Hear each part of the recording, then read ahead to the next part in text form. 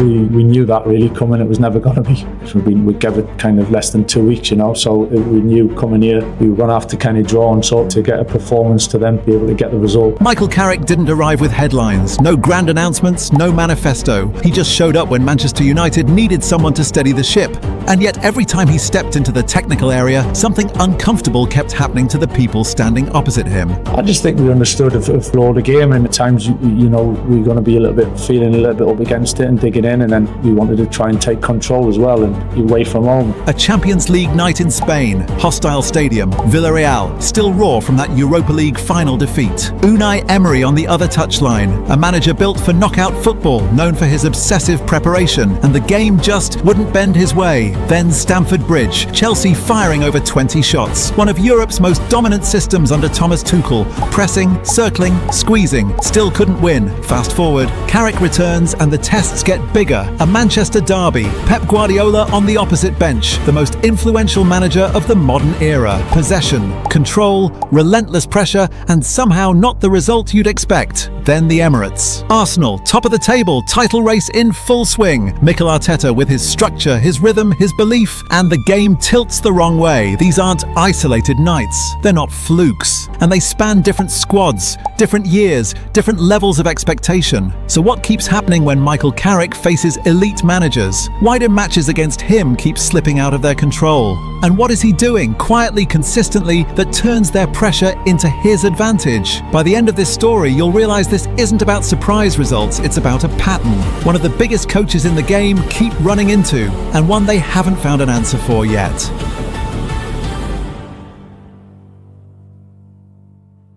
Every victim list has an origin point. For Michael Carrick, it didn't begin with confidence, applause, or expectation. It began with crisis. On the 21st of November 2021, Manchester United sacked Ole Gunnar Solskjaer after a brutal run of results. The dressing room was fractured, the season was slipping away, and with no permanent replacement lined up, United had to look within. Michael Carrick was handed the reins. No preparation, no grand plan, just 3 words: sort this out. 2 days later, Carrick walked into the dugout for the first time as Manchester United's caretaker manager, not at Old Trafford where the crowd might lift you, but in Spain, on a European night where one mistake could end everything. 23rd November 2021, Estadio de la Ceramica, UEFA Champions League, group stage, Villarreal 0-2 Manchester United. Across the touchline stood Unai Emery. This was not a gentle introduction. Emery had just won the Europa League. He was a manager who lived for European. Nights like this, methodical, prepared, ruthless. Villarreal were organised, disciplined, and dangerous. They knew how to exploit weakness, and just months earlier they'd beaten United in a European final on this very ground. The stadium hadn't forgotten, neither had the players. Carrick was walking into a place that still hurt, managing a team low on belief, against a coach who specialised in breaking fragile sides. The game reflected all of that tension. For over an hour, United didn't dominate. Possession went back and forth. Villarreal had their spells, but United didn't crack. They stayed compact, avoided the desperate high pressing that had been killing them for weeks, and refused to panic. This was Carrick's first statement. Not fireworks, not emotion, just control. Then came the breakthrough. In the 78th minute, Villarreal made a rare mistake at the back. Cristiano Ronaldo pounced. One touch, one finish, 1-0. Most teams would have sat back and prayed. United didn't. 2 minutes later, Jadon Sancho, still searching for his first goal in a United shirt, finally found it. 2-0. Game over. 2 chances, 2 goals. Qualification secured. The story the stats told was a quiet one. United didn't steamroll Villarreal. They didn't need to. They stayed solid, limited the dangerous chances, and when the moment came, they were clinical. For Carrick, this meant more than 3 points. This was his first game as a manager at the top level, and it came against one of the sharpest tactical minds in Europe. He didn't outthink Emery with brilliance. He outlasted him with composure. When the final whistle blew, United were through to the knockout stages. Carrick had beaten Unai Emery on his very first night. No fanfare, no victory lap, just a quiet nod and a walk down the tunnel. Looking back now, that night in Villarreal wasn't a fluke. It was the template. If Carrick's first win in Villarreal was about survival under European pressure, his next test was about something even harder: enduring domination without losing your shape.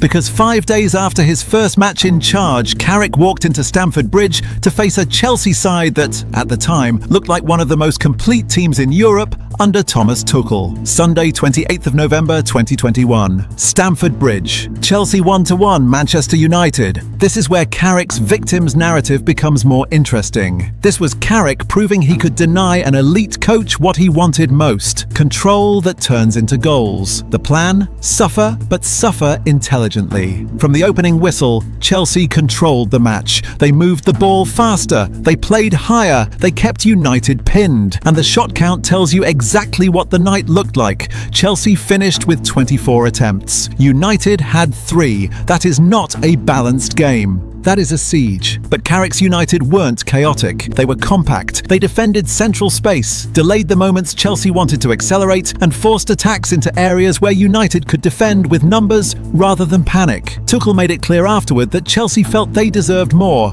because in terms of territory and pressure, they absolutely did. Then, against the run of play, the match flipped. Early in the second half, a loose touch from Jorginho opened the door. United pounced. Jadon Sancho ran through and finished to put United ahead in the 50th minute. That moment is key to Carrick's growing identity in this spell. He wasn't chasing the game. He was waiting for the game to give him something. And when it did, United were ruthless. Chelsea's pressure didn't stop. If anything, it intensified, wave after wave, with United having to clear, reset, and survive again. Eventually, Chelsea got the equaliser, a penalty after Aaron Wan-Bissaka fouled Thiago Silva, and Jorginho converted in the 69th minute, making amends for the error that led to Sancho's goal. From there, Stamford Bridge turned into a long final phase of Chelsea trying to force the winner, and United refusing to fracture. Carrick made a key call that also mattered symbolically. Cristiano Ronaldo started on the bench in a huge league game, reinforcing that Carrick wasn't managing reputations, he was managing the match. Because Thomas Tuchel's Chelsea at that time were built to do exactly this: lock you in, grind you down, then win the game late. Carrick took them to a draw anyway. And when you step back and look at the timeline, this is only Carrick's second match in charge of Manchester United. So within 1 week, he had beaten Unai Emery away in the Champions League, then gone to Stamford Bridge and taken a point off Tuchel while being outshot 24-3. That is why Carrick's early run wasn't just new manager bounce, it was composure, it was game management, it was understanding that elite football is often decided by structure under stress. And the next part is where it becomes undeniable, because Carrick's final game of that first spell wasn't a draw, it was a statement win. Every interim spell has a moment where it stops feeling like holding the fort and starts feeling like a manager leaving fingerprints. For Michael Carrick, that moment came on Thursday, 2nd of December 2021, in a match that was supposed to be a checkpoint for Arsenal's rebuild and a damage limitation exercise for Manchester United. Instead, it became the night Micheal Arteta walked into Old Trafford and got pulled into Carrick's chaos control. Thursday, 2nd December 2021, Old Trafford. Premier League, Manchester United 3-2 Arsenal. And before the football even settled, the game gave us the kind of moment that tells you the night is going to be anything but normal. Arsenal's opener was one of the oddest goals you'll see in a major Premier League match. From a corner, David De Gea went down injured in the box, and play continued. Arsenal recycled possession, and Emile Smith-Rowe drove a shot into the net, while United's goalkeeper was still on the ground. Old Trafford erupted, not in celebration but in disbelief. That moment mattered because it could have collapsed United emotionally. A fragile side, under an interim coach, conceding a controversial goal early. That's the type of scenario where heads usually go. Carrick's team didn't fold. They became sharper. United pushed back into the game with urgency, and the equaliser arrived before the break. Bruno Fernandes brought United level to make it 1-1. That goal was important tactically and psychologically. United weren't winning control, but they were winning momentum. And Carrick's United were doing something that good teams do. They were turning disorder into opportunity. Then came the second half and the defining figure of the night. Early in the second half, United went ahead. Cristiano Ronaldo, arriving in the box with that striker's timing that never fades, made it 2-1, and the goal carried extra weight because it was recorded as the 800th goal of his career. That's what made this performance resonate beyond one match. Carrick's United weren't just scraping results, they were producing high-leverage moments against serious opposition, with the biggest personality in the squad delivering on cue. But Arsenal weren't a soft opponent. Under Arteta, they were building an identity, and this match became a stress test of it. Arsenal equalised through Martin Odegaard, making it 2-2, and suddenly the match swung again. This is where many interim teams break, because the first response is one thing, but the second response is character. Carrick got the second response. United won a penalty after a foul incident involving Odegaard and Fred in the build-up, and Ronaldo stepped up and converted to restore United's lead. 3-2. And the numbers underline how intense and open the contest was. Possession, United 44.5%, Arsenal 55.5% shot attempts. United 14, Arsenal 17 shots on target. United 10, Arsenal 8 corners. United 3, Arsenal 8. That shot on target number is revealing. Arsenal had more of the ball and more total attempts, but United produced more accurate threat, the kind that forces saves, forces emergencies, and wins matches. Because Arteta wasn't beaten by a lucky bounce. He was beaten by a Carrick-managed game that became about three things: United surviving emotional volatility, United punishing moments ruthlessly, United landing the final blow under pressure, despite Arsenal's spells of control. And then came the detail that makes this chapter hit harder in retrospect. This was Carrick's final match of his caretaker spell, when he announced he was stepping away from his role at the club. So his first spell as United's man in charge ends with a spotless record, beat Unai Emery away in the Champions League, took a point from Thomas Tuchel at Stamford Bridge, beat Mikel Arteta in a 5-goal Old Trafford thriller, 2 wins, 1 draw, 0 defeats, and at that point, the list was already taking shape. Because Carrick didn't just manage games, he managed reputations. He walked into elite touchline matchups and walked out with results. Some results feel important in the moment, others age instantly. Michael Carrick's return to the Manchester United dugout in January 2026 produced the second kind. Friday, 17th of January 2026. Old Trafford, Premier League, Manchester United 2-0 Manchester City. Across the technical area stood Pep Guardiola, the defining coach of the Premier League era. By this point, Guardiola had already won 6 league titles, multiple domestic trebles, and had turned Manchester City into a system that overwhelms opponents long before the scoreline does. This was Carrick's first match back in charge during his second spell, and he chose the hardest possible re-entry. Derbies are volatile, but this one came with added pressure. City arrived as the established power. United were still searching for rhythm, identity, and stability. Carrick had barely been back in the role long enough to impose wholesale changes. Any expectation of a dominant United performance would have been unrealistic. So Carrick didn't chase dominance, he chased control of danger. City had the ball. As expected, they finished the match with around 2/3 possession, recycling play through midfield and pinning United into long defensive phases. But possession didn't equal penetration. United's defensive distances were compact, the central lanes were crowded, and City were forced wide far more often than Guardiola prefers. The numbers underline that control. Possession, City approximately 68.2%.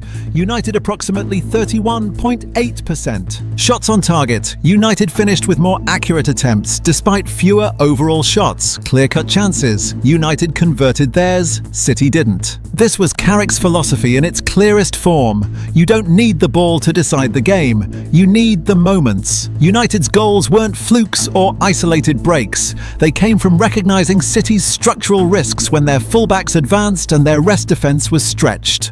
Once United went ahead, Carrick resisted the temptation to collapse into a low block.